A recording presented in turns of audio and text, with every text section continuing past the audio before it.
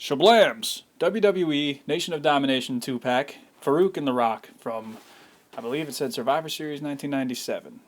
Yes, it did. For Survivor Series 1997. It's got The Rock build here at 6'5", 260, but I believe the announcers always said 275 around that time, so I don't know about all that. Then again, Mattel also put The Undertaker was like 6'1" and 200 pounds one time, so could just be a typo. And then Farook 6'2", 270. You can see here that the package is consistent with the new style of WWE Elite figures. Got the nice, I actually really like it. It's kind of got the old school logo for the flashbacks and all that kind of stuff. So let's get this open. I just got this today, haven't opened it yet. Let's see what it's all about. So we're going to start with what, in my opinion, is the stronger of the two figures out of the set, Farook.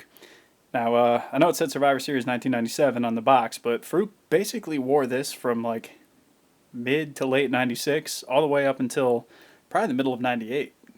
He kept on going with this color scheme and this kind of attire even after he was out of the Nation, before he joined up with the Acolytes, who would later become the APA and all that. But for the longest time, this is basically how Farook looked. He comes with this leather strap thing. I've seen people put it over his shoulders like that, and some people have tied it around his waist like a belt.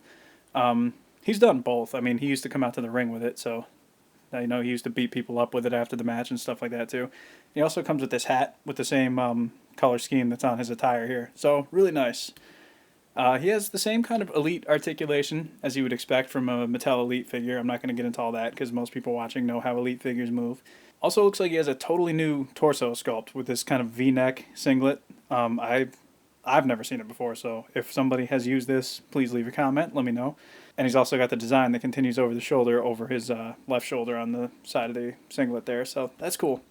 The one downside that I would say to this figure is they made him a shade too dark. Now, if you look at promo pictures and stuff, Farouk's skin was basically the same color as The Rock's. I mean, slightly darker, maybe, but if you look in this, Farook is way darker than The Rock. But yeah, basically that's the only real inaccuracy that I can find with this. For comparison purposes, here's the Jax Ruthless Aggression Farook, or Ron Simmons, as he probably would have been known by the time this figure came out. And this skin tone is closer to what Farook, aka Ron Simmons, would have been in real life. So Jax did get the skin tone right.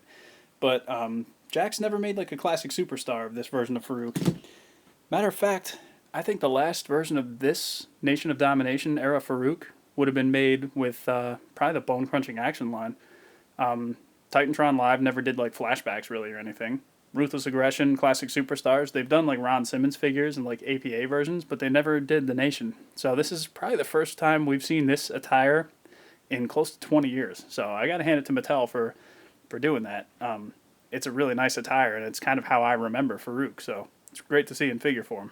So yeah, in my opinion, Farook is the highlight of the set. The extras with the hat and the little belt thing that he comes with, it brings the figure together, and it really did a great job of representing Farook during his Nation of Domination, like 1996, 1997 era. So yeah, if you get the chance to pick this up, I'd say go for it. So now we're moving on to The Rock, who in my opinion is the weaker of the two figures. I mean, that doesn't make him a bad figure, but he just has a few things that I would have personally liked to see done differently. He's got the Intercontinental title. This is, I don't know if it's the same one that comes with the ringside exclusive Rock with a black strap instead of purple.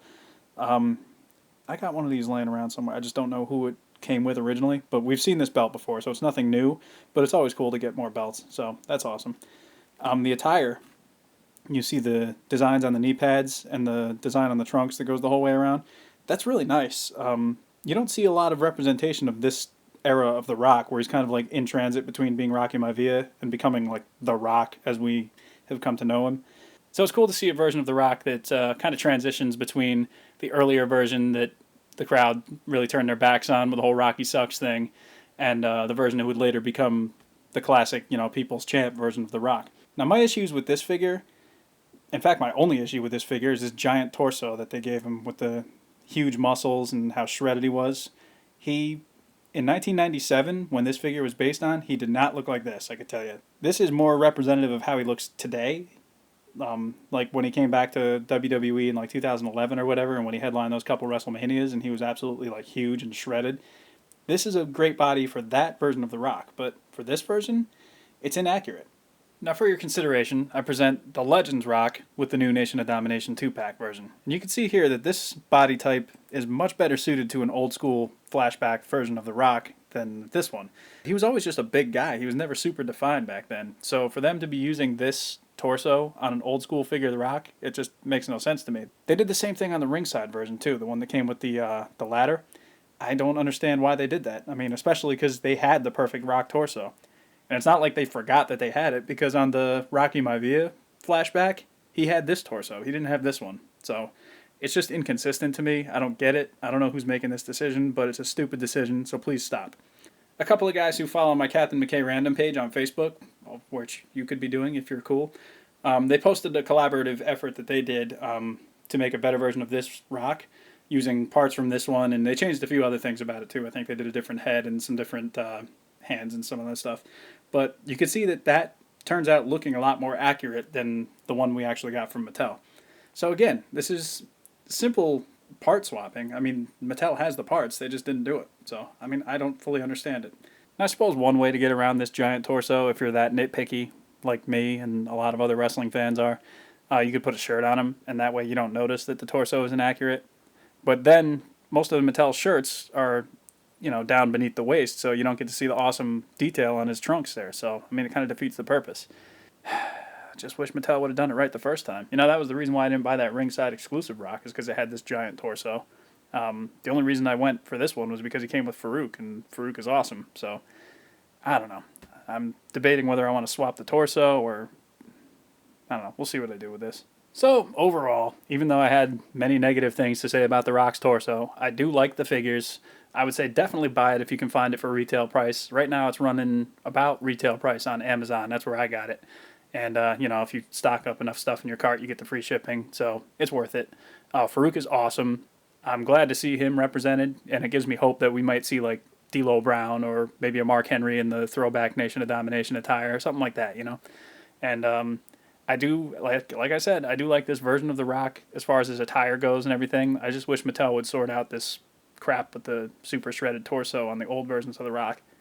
Some people have a theory that, like, once they use a bigger, bulkier torso, contractually they can't go back to using a less defined version of the torso, which that's bullshit, because they did that with Rocky Maivia, like I said in the Target flashback one.